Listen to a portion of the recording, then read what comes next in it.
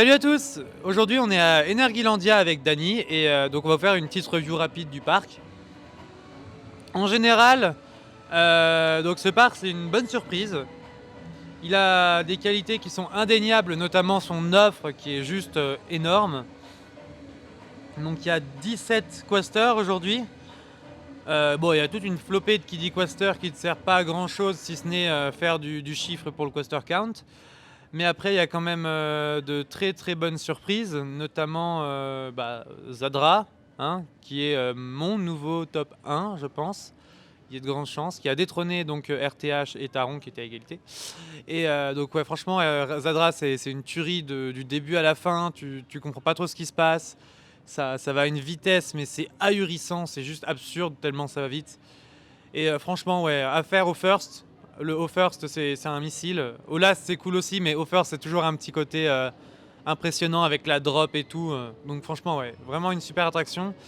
Hyperion, c'est un peu mi-figue, mi-raisin. Il vibre, et ça c'est vraiment dommage.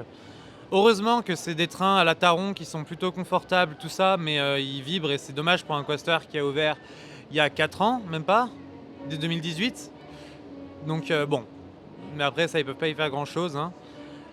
Ensuite au niveau Hyperion, il a quand même des bonnes qualités, hein, au niveau des sensations. Il y a des gros airtime, il y a des petits changements de direction qui sont très sympas. Et ensuite l'autre gros coaster du parc, c'est donc la nouveauté de cette année, Abyssus, qui là m'a laissé un peu sur ma faim aussi en termes de sensations. Alors il est très smooth, il est vraiment confortable, mais le premier launch il est puissant sans plus, mais il est surtout très court. Et le deuxième launch, il a aucune patate. T'as pas de sensation de vitesse, ce qui est assez dommage. Faut pas s'attendre à un deuxième launch à la Taron, quoi. On est à des années-lumière de ça.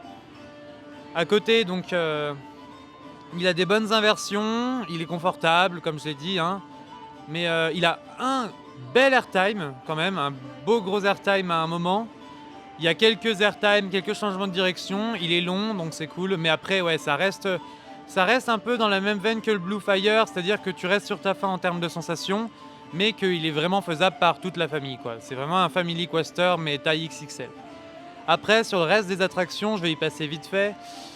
Formula était cool, le launch il avait plus de patates que les deux launchs de Abyssus.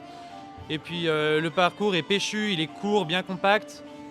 L'autre bonne surprise, ça a été Dragon, qui est un Family Inverted. Donc Dragon, c'est une tuerie ce coaster, franchement. Les Inverted comme ça, il faudrait qu'il y en ait beaucoup plus. Il y en a eu un Orochi au parc du Bocas. Mais franchement, une bonne surprise. La first drop au last, elle est vraiment impressionnante. Il est intense à certains endroits, il est vraiment... Puis avec aussi le fait qu'il rase le sol et tout, c'est assez impressionnant. Donc non, voilà, les quelques coasters qui ressortent vraiment. Après si, il y a le SLC qui a la chance d'avoir des harnais souples. Et autant vous dire que ça change totalement l'expérience. On passe d'un coaster que j'ai horreur de faire parce que je sais très bien que je vais avoir mal, à un coaster que je serais même capable de faire 2 fois. Non pas que c'est le coaster du siècle, mais c'est quand même vachement mieux. Et après, ouais, sinon, les attractions aquatiques qui sont sympas. Il y a Speed, le water coaster, qui ne vibre pas comme les versions de Mac, mais qui n'offre pas tellement de sensations, donc ça, bon. Après, il rince, hein, ça dépend de la place, mais il peut vraiment vous rincer, mais à fond. Et après, il y a quoi d'autre comme coaster que j'oublie? Les Kiddy. Il y a une attraction aquatique qui est sympa à faire, qui est super marrante, mais qui paye pas de mine, c'est le Flume. Il s'appelle Tofifi, le nom est ridicule. Mais en fait, genre, les drops doivent faire 3 et 6 mètres, 7 mètres grand max pour la plus haute, même pas. Mais alors, c'est raide, et ça te trempe un truc de malade. C'est drôle, mais alors c'est super drôle. Et franchement, ouais, c'est très surprenant comme flume. Donc voilà, après, qu'est-ce que je peux vous dire? Il y a 2 Junior Boomerang, donc ça se refait sans déplaisir. Concernant la thématisation, ce parc, c'est vraiment très inégal. Il y a du bien, genre la zone du Zadra, la zone du Abyssus, même si c'est pas encore terminé, ça se ressent, il y a quand même des bonnes idées. Après le reste, ça fait très cheap, très plastique. Et après, oui, donc si, il y a aussi un défaut que c'est vrai que je viens de relever comme ça, et qui est dommage. Bon, déjà, le fait d'avoir 2 Family Boomerang, je vois pas trop l'intérêt, si ce n'est faire un crédit en plus. Et surtout, bah, le deuxième, le tout nouveau, là, bah, il tremble. Mais genre, il tremble bien, quoi.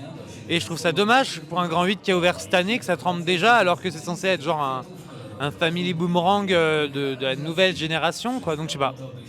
Voilà. Sinon, donc au final, voilà, une très bonne surprise ce parc, une très bonne endline. Il y a des attractions qui se font et se refont sans déplaisir. En plus, aujourd'hui, bah, il n'y a personne. Concrètement, il y a 0 minute partout. Donc voilà, j'espère que cette petite review vous a plu. Pour finir, voilà, ce parc, allez-y si vous n'y êtes pas encore allé. Ou attendez un an si vous voulez profiter de la nouveauté qui va arriver l'année prochaine, le Mine Train thématisé sur les bonbons. Un thème un peu absurde, mais enfin, on verra. Voilà, voilà, bah écoutez, à la prochaine pour une nouvelle review. Ciao!